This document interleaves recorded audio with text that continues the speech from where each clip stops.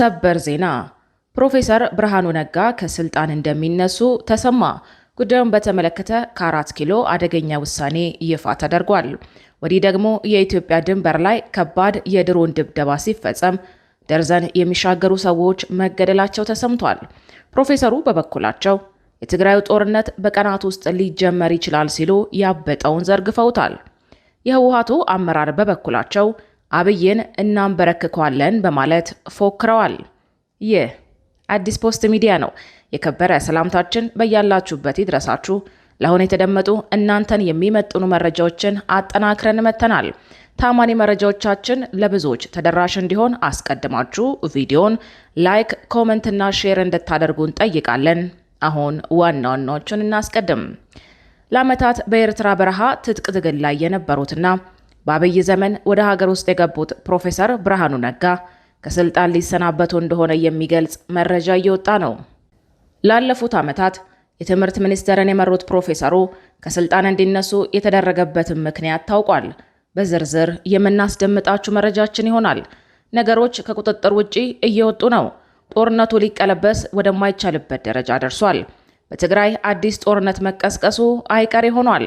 አንድ የኢትዮጵያን ፖለቲካ በአንክሮ የሚከታተሉ ፕሮፌሰር ጦርነቱ ምናልባትም በቀናት ውስጥ ሊፈነዳ ይችላል ሲሉ አስጠንቅቀዋል። ህወሓት በበኩሉ አብይን ማስወገድ አለብኝ ሲል ቅስቀሳ ማድረጉን ቀጥሏል። ታደምጡታላችሁ። በአንድ ሳምንት ውስጥ ለሁለተኛ ጊዜ የኢትዮጵያ ድንበር የድሮን ድብደባ ተፈጸመበት። የድሮን ጥቃቱ ከባድ እንደነበረ የተገለጸ ሲሆን ደርዘን የሚሻገሩ ንጹሐን ሰዎችም መገደላቸው ተረጋግጧል። የኢትዮጵያ አየር ኃይል በድንበሩ ቅኝት እያደረገ እንደሚገኝም ታውቋል። የተወደዳችሁ የቻናላችን ቤተሰቦች እነዚህንና ሌሎች መረጃዎችን አጠናክረናል። በዜናዎቻችን ላይ እንዲሻሻልና እንዲስተካከል የምትሉትን ጉዳይ ጨዋነት በተሞላበት መንገድ በአስተያየት መስጫው እንድታስቀምጡልን እንጠይቃለን። አሁን ወደ ዝርዝሮቹ እናመራለን። ነገሮች ከቁጥጥር ውጭ እየወጡ ነው። ጦርነቱ ሊቀለበስ የማይችልበት ደረጃ ደርሷል። በትግራይ አዲስ ጦርነት መቀስቀሱ አይቀሬ ነው። አንድ የኢትዮጵያን ፖለቲካ በአንክሮ የሚከታተሉ ፕሮፌሰር ጦርነቱ ምናልባትም በቀናት ውስጥ ሊፈነዳ ይችላል ሲሉ አስጠንቅቀዋል። ህወሓት በበኩሉ አብይን ማስወገድ አለብኝ ሲል ቅስቀሳ ማድረጉን ቀጥሏል። በቅርቡ በትግራይ ክልል የተካሄዱት ህዝባዊ ስብሰባዎችና መግለጫዎች ከፌዴራል መንግስት ጋር ያለውን ውጥረት ሊያባብሱና ሁኔታውን ወደ ጦርነት ሊገፉ ይችላሉ የሚል ስጋትን ፈጥረዋል። እምቢኝ ለብሔር እልቂት በሚል መሪ ቃል በተለያዩ ከተሞች እየተካሄዱ ያሉት እነዚህ ስብሰባዎች የሚመሩት በህወሓት ከፍተኛ አመራሮች ነው። በክልሉ እነዚህ ስብሰባዎች በዘመቻ መልክ እየተካሄዱ የሚገኙት በህወሓትና በፌዴራል መንግስቱ መካከል ያለው ፖለቲካዊ ውጥረት እየተካረረ በመጣበት ወቅት ነው። አንዳንድ ታዛቢዎች የህወሓት መግለጫዎችና ስብሰባዎች ከማዕከላዊ መንግስት ጋር ያለውን ውጥረት ወደ ሌላ ጽንፍ የሚያሸጋግራሉ ይሆናሉ ብለው ይፈራሉ። ሌሎች ደግሞ ከነዋሪዎች ጋር መመካከር አዎንታዊ ውጤት ሊያስገኝና ወደ መፍትሄ ሊያመራ እንደሚችል ተስፋ ያደርጋሉ። በካናዳ ካልጋሪ ዩኒቨርሲቲ መምህር የሆኑት ፕሮፌሰር ጌታቸው አሰፋ በሚያሳዝን ሁኔታ ወደ ጦርነት እንደተቃረብን እንደሆነ ይሰማኛል ሲሉ ለቢቢሲ ተናግረዋል። የህወሓት መሪዎች በሚሰጡት መግለጫዎችና ንግግሮች ውስጥ በጄኖሳይዳል ስርዓት መቃብር ላይ የሚለውን ሀረግ መጠቀማቸው እንዲሁም ከዚህ በፊት በነበረው ጦርነት ልጆቻቸውን ያጡ ቤተሰቦች የቀሩ ልጆቻቸውን ለጦርነት እንዲያቀርቡ የሚያሳምንና የሚገፋፋ ይመስላል ብለዋል። በሌላ በኩል ደግሞ ባለፉት 2 ወይም 3 ቀናት ውስጥ ከማዕከላዊ መንግስት ከፍተኛ የፕሮፓጋንዳ ዘመቻ መከፈቱን አስተውያለሁ ይላሉ። ስለዚህ የመጨረሻ የሚመስል ሁኔታን እየተመለከትን ነው። ነገር ግን ምናልባት ጦርነት የሚቀርበት እድል የለም ማለት አያስፈልግም ብለዋል። በክልሉ ያለውን ሁኔታ በቅርበት የሚከታተሉት አቶ ጌታቸው እንደ አዎንታዊ እድል የሚያዩት አንዱ እርምጃ ከአሜሪካ መንግስትና ከአውሮፓ ህብረት የሚመጣን ግፊትና የሰላም አውርዱ ጫና ነው። የአሜሪካ አምባሳደር ኤርቪን ማሲንጋ ባለፈው ሳምንት መቀለ ከተማን ጎብኝተው ከህወሓት ከፍተኛ ባለስልጣናት ጋር ተነጋግረዋል። አምባሳደሩ በቅርቡ ወደ መቀለ እንደሚመለሱም ተገልጾ ነበረ። ይህ ለፕሮፌሰር ጌታቸው አዎንታዊ አካሄድ ቢሆንም ለህወሓት ግን ሌላ የተሳሳተ መልእክት እያስተላለፈ ሊሆን ይችላል ብለው ይሰጋሉ። ይህ በሁለት መንገድ ሊታይ ይችላል። በአንድ በኩል ወደ ጦርነቱ መጠጋት እንዳለ ያመለክታል። ሁለተኛ ነገር ደግሞ እየተካሄዱ ካሉት ስብሰባዎች እንደምንሰማው የቀድሞ ምክር ቤታችንን መመለሳችንና ኃይላችንን ማሳየታችን እየተመላለሱ እንዲያዩ አድርጓል የሚል ፕሮፓጋንዳ እየተጠቀሙ ነው ሲሉ ያስረዳሉ። ስለዚህ ጦርነቱን ለማባባስና ጫና ለመፍጠር ሊሆን እንደሚችል ይናገራሉ። በሌላ በኩል ፕሮፌሰር ጌታቸው እስካሁን ስንሰማው የነበረው ከኤርትራ መንግስት ከፋኖና ከኦሮሞ ነፃ አውጪ ጦር ጋር ያለውን ግንኙነት ገሃድ እያደረጉት ያሉ ይመስላሉ ብለዋል። ስለዚህ እንደ ተስፋ ምናልባት የዲፕሎማሲ ስኬትን ለማሳደግ ሊሆን ይችላል የሚል ግምት አለኝ። ነገር ግን በተለይም ከ4 ኪሎ የሚሰማው የፕሮፓጋንዳ ዘመቻ ጦርነቱ በጥቂት ቀናት ወይ ሳምንታት ውስጥ ሊጀመር ይችላል አይቀርም ብለዋል። በቀጣይ መረጃ በአንድ ሳምንት ውስጥ ለሁለተኛ ጊዜ የኢትዮጵያ ድንበር የድሮን ድብደባ ተፈጸመበት። የድሮን ጥቃቱ ከባድ እንደነበረ የተገለጸ ሲሆን ደርዘን የሚሻገሩ ንጹሐን ሰዎችም መገደላቸው ተረጋግጧል። የኢትዮጵያ አየር ኃይል በድንበሩ ቅኝት እያደረገ እንደሚገኝም ታውቋል። ኢትዮጵያና ሱዳን በሚዋሰኑበት ብሉ ናይል ክልል በተፈናቀሉ ወገኖች ስብስብ ላይ የሱዳን ጦር ኃይል ሐሙስ ዕለት በሰነዘረው የድሮን ጥቃት የበርካታ ሰዎች ሕይወት ማለፉን አንድ የሰብአዊ መብት ተሟጋች ቡድን አስታውቋል። በደቡብ ምስራቅ ሱዳን የሚገኘው ይህ ክልል በሱዳን ጦር ኃይል እንዲሁም በፈጣን ደጋፊ ኃይሎች ወይም RSF እና በአብዱል አዚዝ አልሂሉ በሚመራው የሱዳን ሕዝቦች ነጻነት ንቅናቄ ሰሜን ጥምረት መካከል ላለፉት ወራት ሲካሄድ በቆየው ውጊያ ሲታመስ ቆይቷል። ግጭቱ ወደ ኤጅዳማዚን ከተማ የሚደረጉ ከፍተኛ የህዝብ መፈናቀሎችን አስከትሏል። ኢመርጀንሲ ሎየርስ የተሰኘው የህግና የሰብአዊ መብቶች ተሟጋች ቡድን እንዳስታወቀው የጦሩ ድሮን ሐሙስ ዕለት ማለዳ ላይ በብሉ ናይል ግዛት በደቡባዊ ባዲያ አካባቢ የተፈናቀሉ ሲቪሎችን ኢላማ በማድረግ ድብደባ ፈጽሟል። የመጀመሪያ ደረጃ መረጃዎች እንደሚያመላክቱት በጥቃቱ አብዛኞቹ ሴቶችና ህፃናት የሆኑ በደርዘን የሚቆጠሩ ሰዎች ተገድለዋል ወይም ቆስለዋል ሲል ቡድኑ ባወጣው መግለጫ ገልጿል። ጥቃቱ የተፈጸመው በታሲስ ጥምረት የፕሬዝዳንታዊ ምክር ቤት አባልና የማዕከላዊ ክልል አስተዳዳሪ የሆኑት ሳለህ ኢሳ ከሲናር ግዛት ተፈናቅለው ወደ ብሉ ናይል የመጡ ወገኖችን መጎብኘታቸውን ተከትሎ ነው።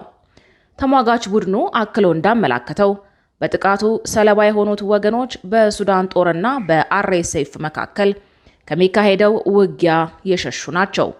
ይህ ግጭት ከፍተኛ የሰብአዊ እርዳታ እጥረት ባለበት ሁኔታ በሺዎች የሚቆጠሩ ሰዎችን ከመኖሪያ ቀያቸው በማፈናቀል መጠለያ፣ የግጦሽ መሬትና መኖሪያቸውን አጥተው ለከፍተኛ እንግልት ተዳርገዋል ተብሏል። በቀጣይ በተደጋጋሚ ተለዋጭ ቀጠሮ ሲሰጥበት የቆየው የእነ አቶ ክርስቲያን ታደለ መዝገብ የዋናው ክስ ብይን ዛሬም በድጋሜ ተለዋጭ ቀጠሮ ተሰጠበት። ተለዋጭ ቀጠሮ ለሚቀጥለው ዓመት ጥቅምት ወር ይሁን ብሏል ችሎቱ። ተከሳሾቹ በበኩላቸው በተደጋጋሚ በሚሰጡ ቀጠሮች ምክንያት ፍትህ እየተጓተተብን ነው ሲሉ ለችሎቱ ቅሬታ አቅርበዋል።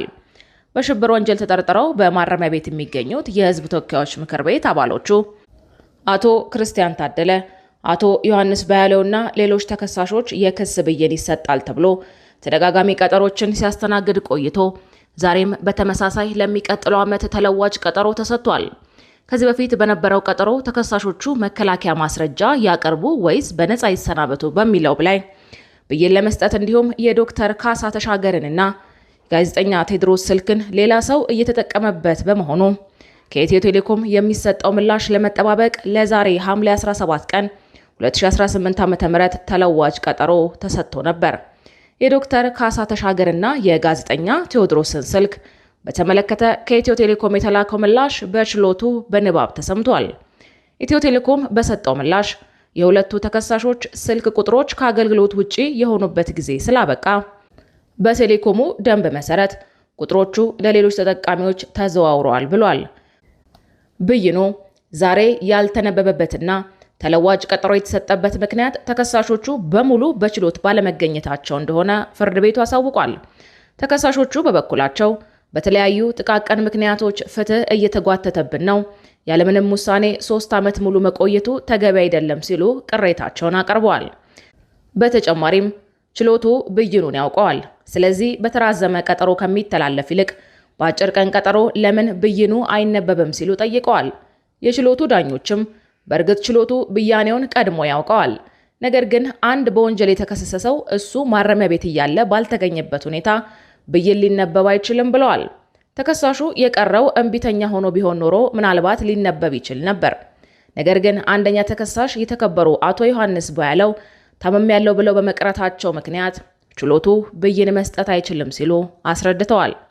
በዚህ መሰረት ታማሚው ተሽሏቸው ሲገኙ ብይን እንደሚነበብ ገልጸው የመከላከያ ማስረጃ ያቀርቡ ወይስ በነፃ ይሰናበቱ በሚለው ላይ ብይን ለመስጠት ለጥቅምት 6 2019 ዓ.ም ተለዋጭ ቀጠሮ ሰጥተዋል። ከነሐሴ 1 እስከ መስከረም 30 ባሉት 2 ወራት ፍርድ ቤቶች በከፊል ዝግ ሆነው እንደሚቆዩ ይታወቃል። በመጨረሻም ለዓመታት በኤርትራ በረሃ ትጥቅ ትግል ላይ የነበሩትና በአብይ ዘመን ወደ ሀገር ውስጥ የገቡት ፕሮፌሰር ብርሃኑ ነጋ ከስልጣን ሊሰናበቱ እንደሆነ የሚገልጽ መረጃ እየወጣ ነው። ላለፉት ዓመታት የትምህርት ሚኒስቴርን የመሩት ፕሮፌሰሩ ከስልጣን እንዲነሱ የተደረገበትም ምክንያት ታውቋል። ከወራት በፊት ኢዜማ የሰጠው አንድ መግለጫ ፕሮፌሰሩ ከስልጣን እንዲነሱ ምክንያት ይሆናል ተብሎ የጠበቀ አልነበረም። የሆነው ግን እንዲያ ነው። ኢዜማ ከወራቶች በፊት በሰጠው መግለጫ አሁን ተግባራዊ እየተደረገ ያለው የትምህርት ሚኒስቴር የትምህርት ፖሊሲ የብልጽግና ሳይሆን የኢዜማ ነው ሲል አነጋጋሪ ጉዳይ አንስቶ ነበር። በወቅቱ ይህንን ተከትሎ ብልጽግና ተቃውሞውን ሲያሰማ የነበረ ሲሆን አሁን ደግሞ ከስልጣን እስከ ማስወገድ የደረሰ እርምጃ እንዲወሰድባቸው መወሰኑን የሚገልጽ መረጃ በስፋት እየተሰራጨ ነው። በዚያ ኢዜማ መግለጫ ጠቅላይ ሚኒስትሩ ደስተኛ እንዳልነበሩ የተገለጸ ሲሆን የተሰራውን ጥሩ ስራ ኢዜማ እንዳደረገው መነገሩ መንግስትን አስቆጥቷል። በዚህም የተነሳ የትምህርት ሚኒስትሩ ከስልጣን እንዲሰናበቱ ውሳኔ የተላለፈው ተብሏል። ነገር ግን ይህንን መረጃ መንግስትም ሆነ ፕሮፌሰሩ ማረጋገጥ አልቻሉም። ፕሮፌሰር ብርሃኑ ነጋ በጥቅምት 2021 የትምህርት ሚኒስትር ከሆኑ በኋላ በኢትዮጵያ የትምህርት ሪፎርም ላይ በጣም የሚያወዛግቡና ከፍተኛ ትችት የተነሳባቸው ሚኒስትር ሆነዋል። እስካሁን ድረስ የሚታየውን ሁኔታ ስንመለከት ትችቱ አንድ አይነት አይደለም። አንዳንዱ የሪፎርሙን አቅጣጫ ይቃወማል፣ ሌላው ደግሞ ሪፎርሙን ትክክል ቢሆንም አፈጻጸሙን ይተቻል። በተለይም ከ12ኛ ክፍል ተፈታኞች ጋር በተያያዘ ሰፊ ትችት ይነሳባቸዋል። ይህ ለብርሃኑ ነጋ በጣም የተጠናከረው ትችት ነው። ከሚኒስትሩ የተገኘው የ2022-2023 መረጃ መሰረት 845099 ተማሪዎች የ12ኛ ክፍል ፈተና ወስደው 50% እና ከዛ በላይ ያመጡት 27267 ወይም 3.2 በመቶ ብቻ ነበሩ። በቀደመው ዓመትም ውጤቱ 3.3 በመቶ ነበረ። ይህ ሲሆን ትችት የሚያቀርቡ ሰዎች እንዴት ነው ከ96% በላይ ተማሪ የሚወድቀው? ፈተናው ከመጠን በላይ ከባድ ነው። ከተማሪዎች ጋር የሚደረገው የትምህርት ሂደት ምንድን ነው ችግሩ? ወይስ አዲሱ የፈተና ስርዓት ችግሩን አባብሶታል ብለው ይጠይቃሉ። በተለይ ተቺዎች የሚሉት አንድ ሚኒስተር የተማሪዎችን ውጤት ብቻ ሳይሆን ውጤቱ ያመጣውን የትምህርት ሂደትም መጠየቅ አለበት የሚል ነው። በተለይ ከፍተኛ የመውደቅ መጠን ከታየ በኋላ በማህበራዊ ሚዲያ ከፍተኛ ቁጣ ተፈጥሯል። አንዳንድ ተማሪዎችና ወላጆች የሚሉት የተማሪውን የዓመታት የትምህርት በአንድ ፈተና መወሰን ተገቢ አይደለም የሚል ነው። ሌሎች ደግሞ ፈተናው ከ9ኛ እስከ 12ኛ ክፍል ያለውን ብዙ ይዘት በአንድ ጊዜ መሸፈኑ ተማሪዎችን እንደሚጫን ይተቻሉ። ይህ ግን የተማሪዎች የግል ልምድና አስተያየት ነው፣ እንደ ብቸኛ ምክንያት በጥናት የተረጋገጠ አይደለም። በእንዲህ መልኩ በብዙዎች የሚተቹትና አረቄ መቅመስ የሚወዱት ፕሮፌሰር ብርሃኑ ነጋ ከ5 ዓመት የስልጣን ቆይታ በኋላ ስልጣናቸውን ሊያስረክቡ እንደሆነ እየሰማን እንገኛለን። ክቡራትና ክቡራን የአዲስ ፖስት ሚዲያ ቤተሰቦቻችን ለሰዓቱ የተዘጋጁት መረጃዎች እነዚህን ይመስሉ ነበረ። መረጃዎቻችንን እስከ ፍጻሜው ድረስ ስላደመጣችሁ ከልብ እናመሰግናለን።